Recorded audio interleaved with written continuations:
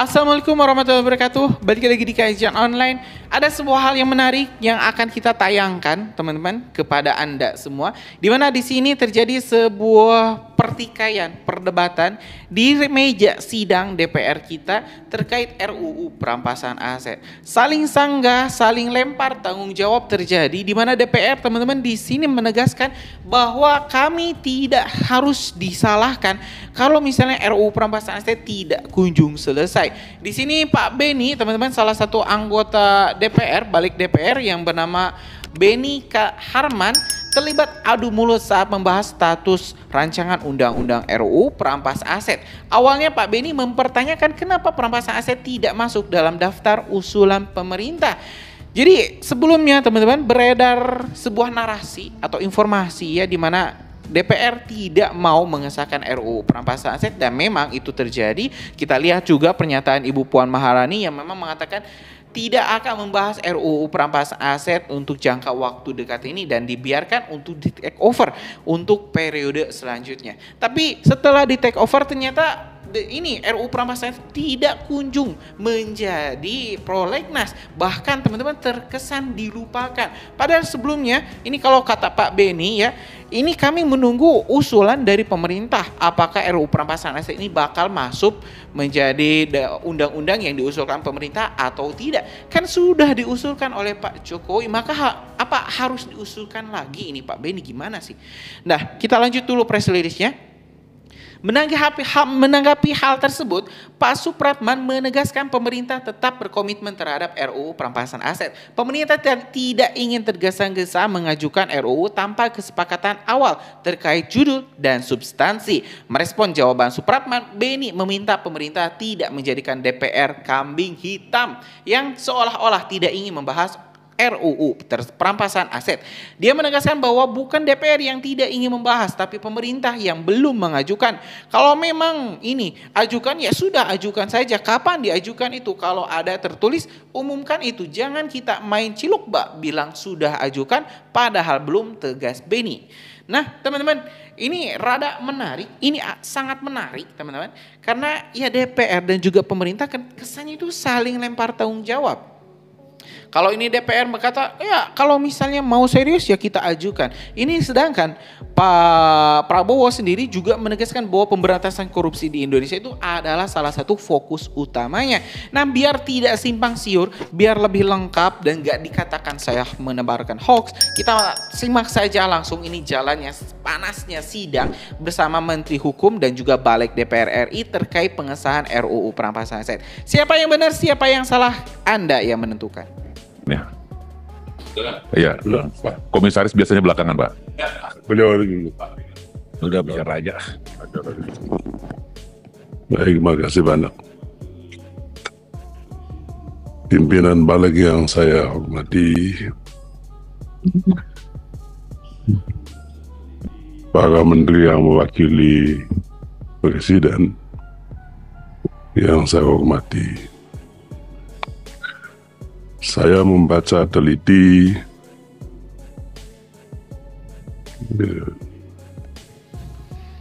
usulan prolegnas tahun 2025.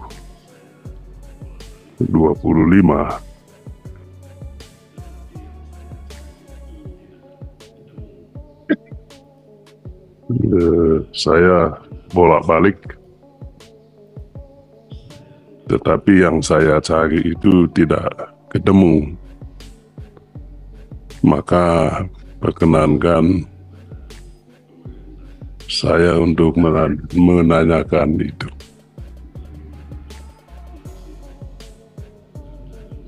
Saya tanya kepada pemerintah, bagaimana nasib rancangan undang-undang perampasan aset?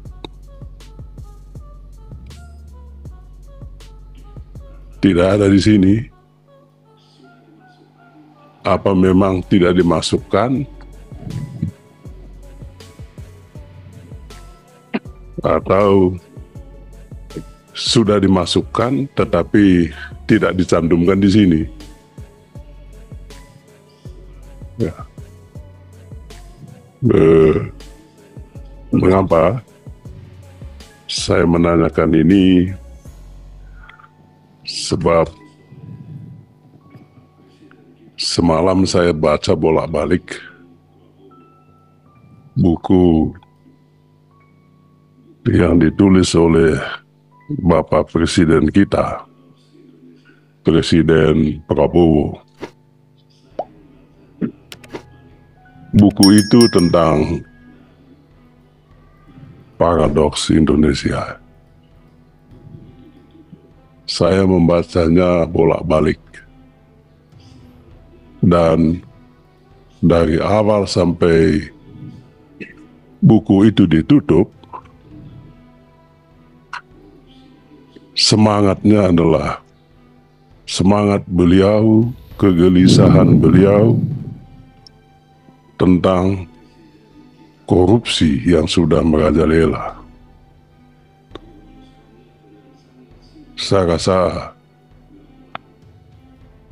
Presiden kita, kegelisahan beliau dirumuskannya dengan sangat singkat dan gamblang, cesplong di dalam bukunya itu. Dan inilah visi misi beliau untuk Indonesia maju. Tidak mungkin Indonesia maju, kata dia, kalau pemerintahannya tidak bersih. Berulang kali beliau mengemukakan itu di dalam buku Paradoks Indonesia. Dan saya yakin Bapak Ibu sekalian juga mendukung itu. Nah, tetapi apa yang disampaikan beliau, apa yang menjadi kegelisahan dan harapan beliau tidak nampak di dalam agenda prolegnas ini.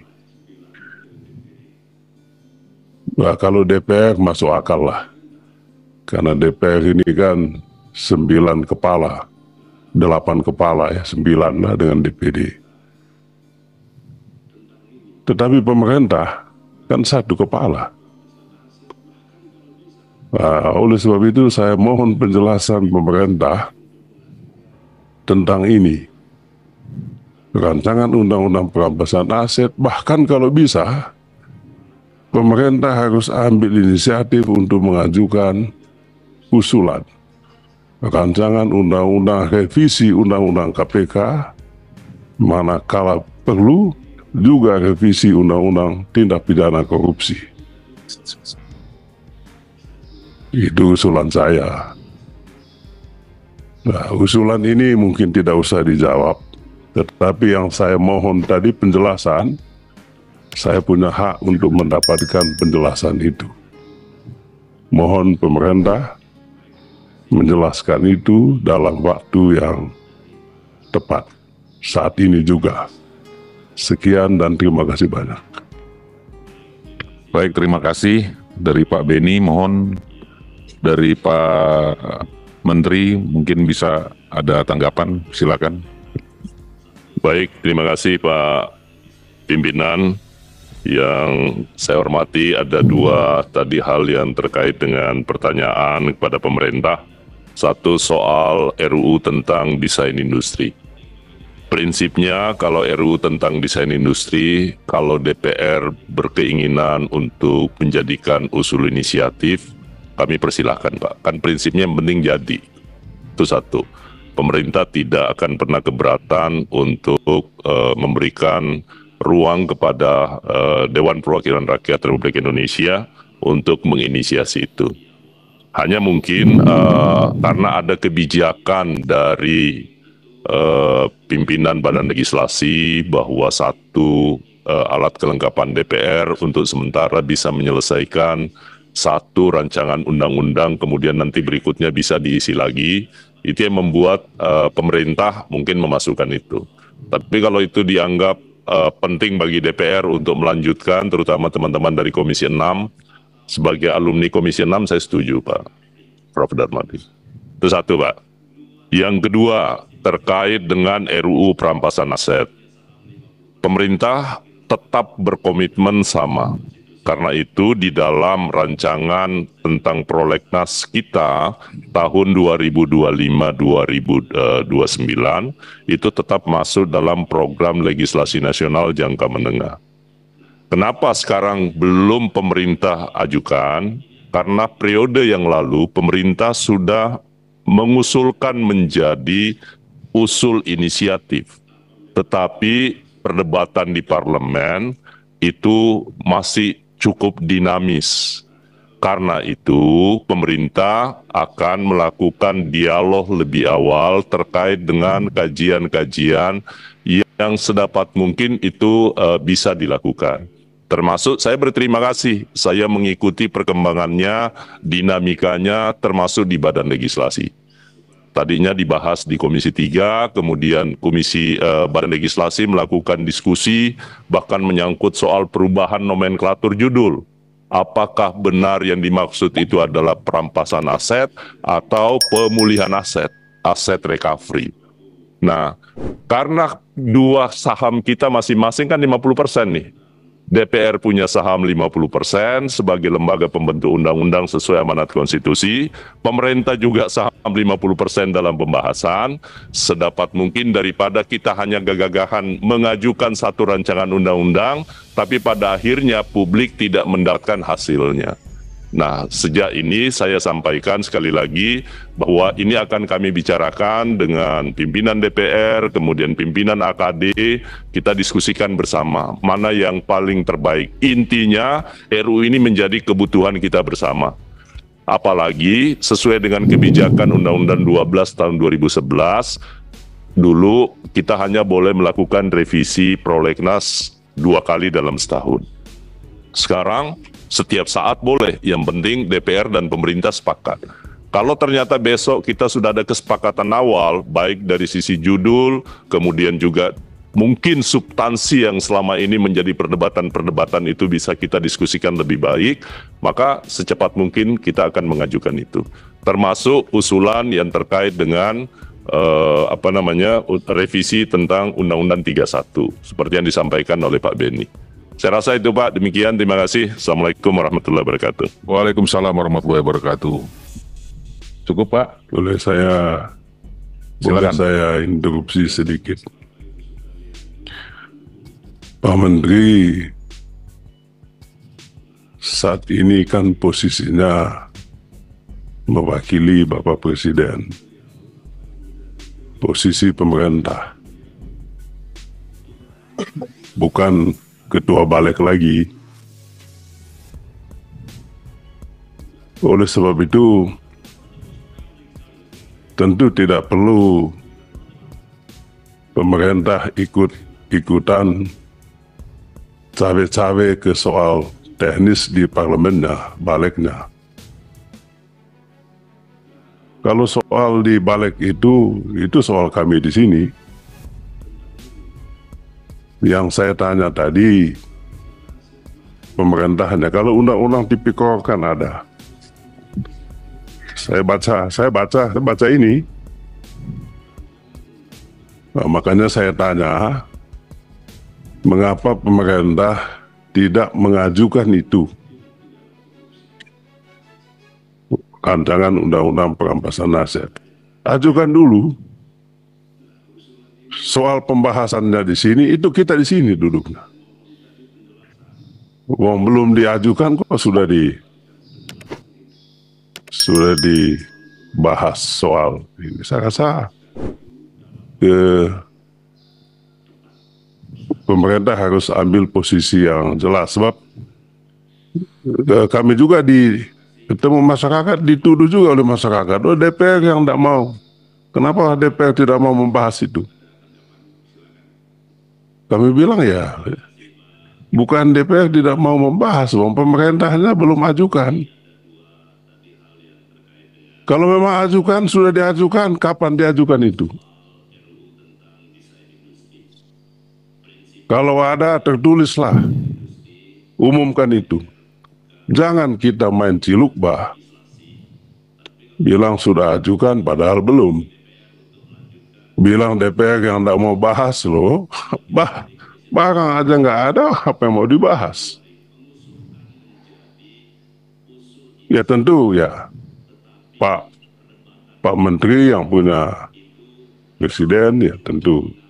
Saya hanya tadi, karena semalam saya baca buku itu, ya saya senang sekali. Tapi saya lihat di sini kok nggak ada, ya makanya saya nanya. Kalau memang tidak diajukan, ya udah, kita gembira juga.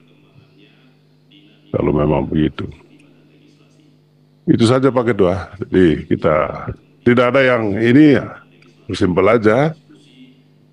Pak Menteri bilang aja ya nggak usah diajukan, atau mungkin tidak tepat waktu atau apa, ya udah. Sekian dan terima kasih. Iya Pak. Mungkin Pak Beni, perlu terima kasih. saya sedikit ya Pak. Ya, Karena kan ini isunya sensitif. ya. Tadi beliau menyampaikan bahwa Undang-Undang Tipikor kami masukkan. Nanti silakan dibaca bahwa pemerintah komit mengusulkan itu ada di daftar 40 RUU yang kami ajukan, dan Undang-Undang Perampasan Aset itu ada di urutan kelima. Ya, supaya jangan bolanya menjadi liar gitu. Saya rasa itu. Makasih. Jadi sudah diajukan Pak Menteri dan Pak Beni berupaya di sini mengaktualisasikan sebenarnya Pak hak-hak daripada setiap anggota DPR RI, baik itu di AKD manapun. Jadi saya pikir mungkin hanya karena Pak Beninya belum secara rinci membaca, dan memang dari pemerintah sudah mengajukan rancangan undang-undang perampasan aset. Ya teman-teman, barusan kita telah melihat perdebatan di Dewan Perwakilan Rakyat kita dan juga Menteri Hukum Pak Supratman melawan Pak Beni, adu mulut yang terjadi teman-teman terkait tanggung jawab siapa sih sebenarnya yang harus bertanggung jawab terkait leletnya pengesahan RUU perampasan aset. Kita tahu teman-teman RUU perampasan aset diusulkan pada 2012, itu jauh setelah sebelum Pak Jokowi memimpin teman-teman. RUU perampasan aset usulnya sudah ada. 10 tahun Pak Jokowi memimpin, RUU perampasan aset tak kunjung selesai, dan sekarang dilanjut oleh suksesornya yaitu Pak Prabowo yang menegaskan bahwa Indonesia tidak akan pernah maju kalau korupsi tidak dibenahi. Nah, salah satu cara membenahinya itu adalah RUU perampasan aset.